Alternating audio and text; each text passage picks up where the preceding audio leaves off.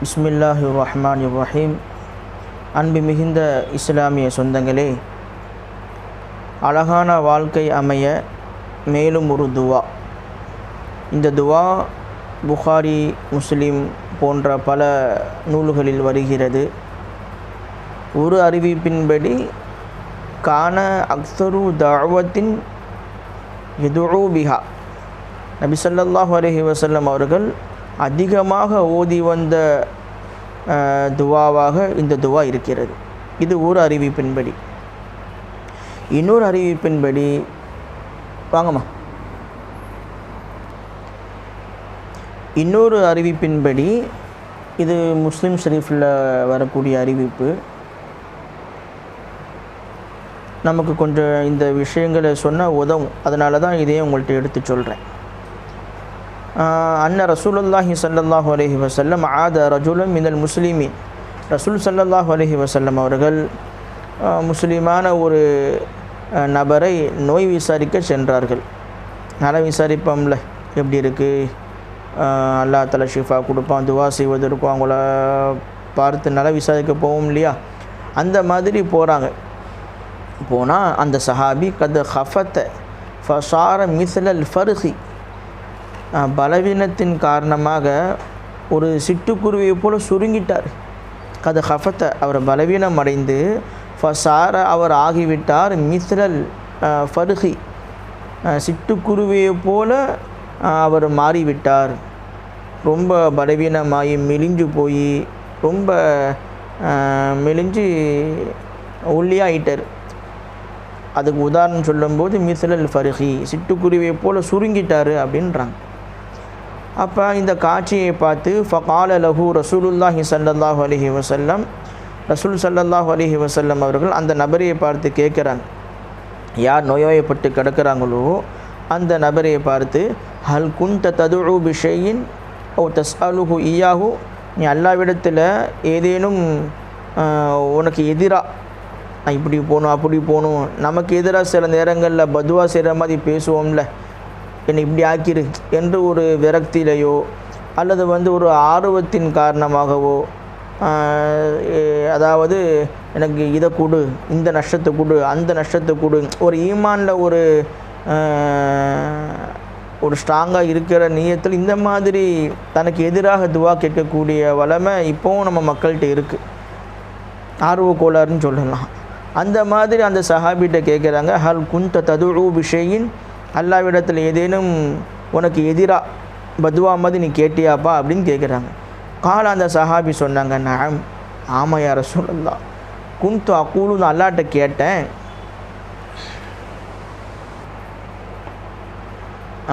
என்ன சொன்னாங்க, என்ன அவங்க பதுவா கேட்டாங்கன்னா, அல்லாஹும்ம யா அல்லாஹ் மா குன்த முஆகிபி பிஹி ஃபில் ஆஹிரா, மறுமையிலே நீ என்னை எதன் காரணமாக நீ கண்டிப்பாயோ, என்னை தண்டிப்பாயோ, அதனை ஃபஅஜ்ஜில்ஹு லீ ஃபித் துனியா, எனக்கு அது உலகத்திலே நீ எனக்கு சீக்கிரமாக கொடுத்துரு, நான் துவா கேட்டேன் என்று சொல்லிட்டாங்க. ஃபகால ரசூலுல்லாஹி ஸல்லல்லாஹு அலைஹி வஸல்லம், உடனே ரசூல் ஸல்லல்லாஹு அலைஹி வஸல்லம் அவங்க, சுப்ஹானல்லாஹ், அல்லாஹ் தூய்மையானவன், இப்படிலாம் கேட்கலாமா என்று துணியில் லா துதீகுஹு அவுலா தஸ்தீஉஹு 2 அறிவிப்பில் வருது. என்ன அர்த்தம், அதுக்கு நீ சக்தி பெற மாட்டப்பா, இப்படி அல்லாட்ட நீ கேட்ப, இப்படி கேட்கலாமா, இப்படி கேட்கக்கூடாது அப்படின்னு சொல்லிட்டு, அஃபலா குல்த, நீ இப்படி சொல்லக்கூடாதா என்று சொல்லிட்டு இப்போ அந்த துவாவை சொல்லித்தர போகிறாங்க. இந்த துவாவை ரசூல் ஸல்லல்லாஹு அலைஹி வஸல்லம் அவங்க, இப்போ நான் சொல்ல போகக்கூடிய இந்த துவாவை ரசூல் ஸல்லல்லாஹு அலைஹி வஸல்லம் அவங்க மிக அதிகமாக ஓதி வந்த துவா. அதனால தான் ஆரம்பத்தில் உங்கள்கிட்ட ஒரு அறிவிப்பின்படி அதிகமாக ஓதி வந்தாங்கன்னு சொல்லி அந்த துவாவை நான் சொல்லலை, இப்போ தான் சொல்ல போகிறேன். இந்த நேரத்திலையும் நல்லா விசாரித்து அந்த சஹாபிக்கு திருத்தி கொடுத்து, இப்படி அல்லாட்ட துவா கேட்கக்கூடாது, இந்த துவாவை இந்த மெத்தடில் கேட்கணும் என்று சொல்லி அந்த துவாவை சொல்லித்தர போகிறாங்க. என்ன துவா, அல்லாஹும்ம ஆத்தினா ஃபித்துன்யா ஹசனா, யா அல்லாஹ் இந்த உலகில் அழகானது எனக்கு வழங்குவாயாக, அதுபோக ஒஃபில் ஆஹிரத்தி ஹசனா, நாளை மறுமையிலையும் அழகானது எனக்கு நீ வழங்குவாயாக, வக்கினா அதாபன்னார், நரக வேதனை விட்டும் நீ எங்களை காப்பாற்றி அருள்வாயாக என்று இந்த அழகான வார்த்தையை கேளுங்கப்பா என்று அந்த சஹாபிக்கு ரசூல் ஸல்லல்லாஹு அலைஹி வஸல்லம் அவர்கள் கற்றுக் கொடுத்தார்கள். ரசூல் ஸல்லல்லாஹு அலைஹி வஸல்லம் அவர்கள் தன் வாழ்விலையும் மிக அதிகமாக பல துவாக்களை ஓதி வந்தார்கள். அதில் முக்கியமான ஒரு துவா. இந்த துவாவுடைய முக்கியத்துவத்தை இன்னும் உங்களிடம் சொல்ல வேண்டும் என்று சொன்னால், ஹஜ் உம்ராக்கு சென்றவர்கள் தவாப் செய்வாங்க. தவாப் செய்யும்போது உங்களுக்கு வீடியோவில் தெரியுதா என்னன்னு தெரியல, இதுதான் அந்த ஹஜருல் அஸ்வத், முத்தம் கொடுப்போம் இல்லையா அந்த கல், இது பக்கத்தில் கதவு, சரிங்களா? இந்த ஹஜருல் அஸ்வதுக்கும் இதுக்கும் முன்பு ஒரு முக்கு இருக்குது. இந்த ஹஜருல் அஸ்வது வந்து ஒரு முக்கில் இருக்கும். அதுக்கு முன்புள்ள முக்குக்கு வந்து ருக்குனுல் யமானின்னு சொல்லுவாங்க. அந்த ரெண்டு பகுதியிலையும் என்ன கடக்கும்போது, அதாவது தவாஃப் சுற்றிட்டு இப்படி வருவாங்கல்ல, இந்த ருக்குனுல் யமானியை கடந்து தான் அந்த ஹஜருல் அஸ்வதுக்கு வர முடியும் தவாஃப் செய்யும்போது. அந்த இடைப்பட்ட அந்த கேப்பில் அல்லாஹும்ம ரப்பனா ஆத்தினா ஃபித்துன்யா ஹசனா ஒஃபில் ஆஹிரத்தி ஹசனத்தும் ஒக்கினா அதாபன்னார், இந்த துவாவை ரசூல் ஸல்லல்லாஹு அலைஹி வஸல்லம் அவங்க அந்த இடத்துல ஓதியிருக்காங்க. அது ஒரு சுன்னத்து. அது பழைய துவாக்கள் இருக்குது, அதுவெல்லாம் ரெக்கார்டாக்கப்படலை. 3ஆம் கலிமா ஓதிக்கலாம், தல்பியா, மற்ற துவாக்கள் எல்லாம் ஓதிக்கலாம். ஆனால் அந்த இடத்துல ரசூல் ஸல்லல்லாஹு அலைஹி வஸல்லம் அவர்கள் இந்த துவாவை ஓதினார்கள், ஓதும்படி சொன்னாங்க. ஆக இந்த துவாவினுடைய முக்கியத்துவம் அந்த இடத்துலையுமே பிரதிபலிப்பு இருக்குது என்ற விஷயத்தை நான் உங்கள்கிட்ட சொல்கிறேன். ஹஜ்ஜுக்கு சென்றவர்கள், உம்ராக்கு சென்றவர்கள் எல்லாம் அங்குள்ள அந்த வழிகாட்டியாக வரக்கூடிய இமாம்கள் சொல்லி கொடுத்துருப்பாங்க. ஆக அன்பு மிகுந்தவர்களே, அப்போ இந்த துவா மிக லேசான துவா, ஆனால் வாழ்க்கையை புரட்டி போடக்கூடிய துவா. அப்போ அந்த சஹாபி, நம்ம விஷயத்துக்கு வருவோம், அந்த சிட்டுக்குருவி மாதிரி சுருங்கி கிடந்த அந்த சஹாபிக்கு இந்த துவாவை சொல்லி கொடுத்தாங்களா. அப்போ ஃபதஅல்லாஹ லஹு ஃபஷஃபாஹு, அப்போ அந்த சஹாபி இந்த துவாவை அல்லாஹ்விடத்தில் கேட்டாங்க, ஷிஃபாவை கொடுத்துட்டான் என்பதாக ஹதீஸில் வருது. முஸ்லீம் ஷரீஃபில் வரக்கூடிய செய்தி இது.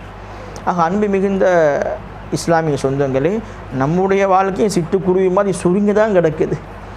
இப்போ நாம் அல்லாஹ்விடம் கேட்கக்கூடிய விதங்கள், கேட்கக்கூடிய பதங்கள் இருக்குது. ஆக இந்த துவாவை எல்லோருக்கும் இந்த துவா மனப்பாடமாக தான் இருக்கும். நிறைய தடவை இதை கேட்டு கேட்டு கேட்டு மனப்பாடமாக இருக்கும். ஆனால் உணர்வாக அல்லாஹ்விடம் நாம் கேட்பதில்லை. எனவே இன்ஷா அல்லாஹ் தஆலா இந்த துவாவை நம்முடைய வாழ்க்கையில் கடைபிடிக்கலாமா? அதுபோக இன்னொரு விஷயத்தையும் கூடுதலாக நான் உங்கள்கிட்ட தகவல் சொல்லிக்கிறேன்.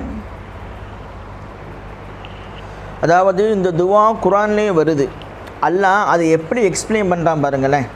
ஃபமினன் நாசி, மக்களில் சிலர் இருக்கிறார்கள், மையகூலு, இப்படி சொல்லுகிறார்கள். எப்படி? ரப்பனா ஆத்தினா ஃபித்துன்யா, எங்களுக்கு இந்த உலகில் வழங்குவாயாக என்ற விஷயத்தை மட்டும் சொல்கிறாங்க, மறுமையை விட்டுடுறாங்க.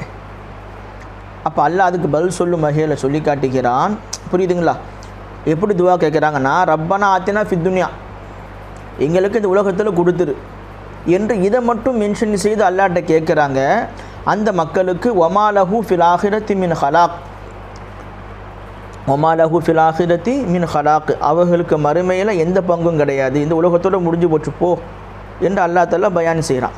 ஆனால் சில மக்கள் இருக்காங்க, ரப்பனா ஆத்தினா ஃபித்துன்யா ஹசனா, எங்கள் இறைவா உலகிலேயும் எங்களுக்கு, இந்த உலகிலேயும் எங்களுக்கு அழகானதை கொடு, ஒஃபில் ஆஹிரத்தி ஹசனா, மறுமையிலேயும் அழகானதை கொடு, ஒக்கினா அதாபன்னார், மறுமையினுடைய வேதனை விட்டும் எங்களை காத்தொள்வாயாக என்று இவைகளை எல்லாம் சேர்த்து சொன்னாங்க.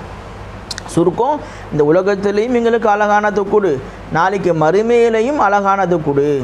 அப்போ வெறும் இந்த உலகத்தை மட்டும் கேட்டுறக்கூடாது. அப்போ நமக்கெல்லாம் மறுமை வாழ்வு ஒன்று இல்லை என்ற தத்துவத்தில் வந்துடுவோம். உள்ளத்துக்குள்ளே ஈமான் இருக்குது, ஆனால் அதை பற்றி கொஞ்சம் கூட சிந்தனை இல்லை. நம்ம ஏதோ மொத்தாவே ஆக மாட்டோம், கபரில் கேள்வி கணக்கு கிடையாது, நாளைக்கு மறுமை பார்த்துக்கலாம் என்று கடந்து போகிற மாதிரி ஆயிடுச்சு. ஆக ரெண்டிலையுமே கவனம் இருக்கணும். இந்த உலகத்திலையும் அழகானதை கேளுங்க, நாளைக்கு மறுமையிலையும் அழகானதை தா என்று துவாவில் சேர்த்து கேளுங்க என்று ஒழுக்கத்தை அல்லாஹ் தஆலா இந்த துவாவில் கற்றுத்தருகிறான். எனவே வாழும் காலமெல்லாம் அல்லாஹ் நம்முடைய வாழ்க்கை இவ்வுலகிலையும் மறு உலகிலையும் அழகான வாழ்க்கையாக எனக்கும் உங்களுக்கும் இந்த வீடியோவை கேட்கக்கூடிய உங்களுக்கும் இஸ்லாமிய சொந்தங்கள் அனைவர்களுக்கும் அல்லாஹ் தஆலா தந்தொல்வானாக என்று துவா செய்து கொள்கிறேன். இன்ஷா அல்லாஹ் தஆலா இந்த துவாவை இனி வரக்கூடிய காலங்களில் ஓதி வருவோம். இன்னொரு 2 செய்தி சொல்ல மறந்துட்டேன். நான் உங்கள்கிட்ட இந்த காபத்துல்லாவை காட்டி விளக்கம் சொன்னேன் இல்லையா? அதாவது இப்போ எனக்கு அமைப்பு கரெக்டாக இருக்குது. நான் வீடியோ எடுக்கும் பொழுது கண்ணாடியில் பார்க்குற மாதிரி ஆப்போசிட்டாக வருது. இப்போ எனக்கு வலது கைனா இப்போ கேமராவில் பதிவாகிறது இடது கையை நான் அசைக்கிற மாதிரி காட்டுது. சரிங்களா? அதனால் அதையும் புரிஞ்சுக்குங்க. டக்குன்னு பார்க்கும்போது குழப்பம் வந்துச்சுன்னா கரெக்டாக தெரிஞ்சுக்குங்க. ஆக இதை ஞாபகம் வச்சுக்கோங்க. இந்த ஹஜ்ருல் அஸ்வது, அதுக்கு வலது பக்கமாக காபத்துல்லாவுடைய கதவு, அதுக்கு பின்புறம் இந்த பக்கமாக வந்தோம் என்று சொன்னால் அந்த இடத்த தான் நான் சுட்டி காட்டியிருக்கேன். சரிங்களா? அதை ஞாபகம் வச்சுக்கோங்க. இது ஒரு செய்தி. இன்னொரு செய்தி, இந்த துவாவை எப்படி சொல்ல அதை நான் விட்டுட்டேன் பார்த்தீங்களா? அதாவது ஹதீஸில் அல்லாஹும்ம ஆத்தினா ஃபித்துன்யா ஹசனா ஒஃபில் ஆஹிரத்தி ஹசனத்தும் வக்கீனா அதாபன்னார் இப்படி வருது. ஆனால் குரானில் ரப்பனா ஆத்தினா ஃபித்துன்யா ஹசனா ஒஃபில் ஆஹிரத்தி ஹசனா வக்கீனா அதாபன்னார். அதாவது எல்லாம் ஒரே மாதிரி இருக்குது. ஆனால் குரானில் ரப்பனா என்ற வார்த்தையை வச்சு வருது, ஹதீஸில் அல்லாஹும்ம என்ற வார்த்தையை வச்சு வருது. நம்ம மொத்தமாக மிக்ஸ் பண்ணி எப்படி துவா ஓதணும்? அல்லாஹும்ம ரப்பனா ஆத்தினா ஃபித்துன்யா ஹசனத்தும் ஒஃபில் ஆஹிரத்தி ஹசனத்தும் வக்கீனா அதாபன்னார். சரிங்களா? அப்போ திரும்ப ஒருக்க சொல்கிறேன் பாருங்க. அல்லாஹும்ம ரப்பனா ஆத்தினா ஃபித்துன்யா ஹசனத்தும் ஒஃபில் ஆஹிரத்தி ஹசனத்தும் வக்கீனா அதாபன்னார். மொத்தமாக சேர்த்து சொல்ல முடியலை அப்படின்னு சொன்னால் அல்லாஹும்ம ரப்பனா ஆத்தினா ஃபித்துன்யா ஹசனா நிப்பாட்டிருங்க, ஒஃபில் ஆஹிரத்தி ஹசனா நிப்பாட்டிருங்க, வக்கீனா அதாபன்னார். அதுக்கு மீனிங் ஒருக்க சொல்லிடுறேன். அல்லாஹும்ம யா அல்லாஹ், ரப்பனா எங்கள் இறைவா, ஆத்தினா ஃபித்துன்யா ஹசனா இந்த உலகில் எங்களுக்கு அழகானதை வழங்குவாயாக, ஒஃபில் ஆஹிரத்தி ஹசனா மறுமையிலையும் அழகானதை வழங்குவாயாக, வக்கீனா அதாபன்னார் நரக வேதனை விட்டும் எங்களை காத்தொள்வாயாக. அஸ்ஸலாமு அலைக்கும் வரஹ்மத்துல்லாஹி வபரகாத்துஹு.